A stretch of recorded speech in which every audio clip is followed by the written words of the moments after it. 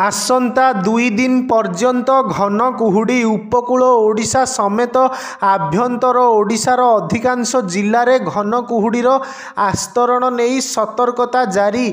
आज घन कुहुड़ी 10टी जिला को सतर्कता जारी करा जाइछि।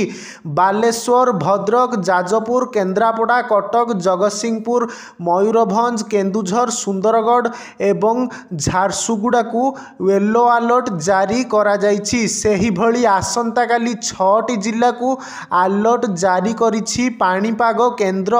एही सबु जिल्ला रे दृश्यमान दूरता 50 रु 200 मीटर मध्यरे रहिबो।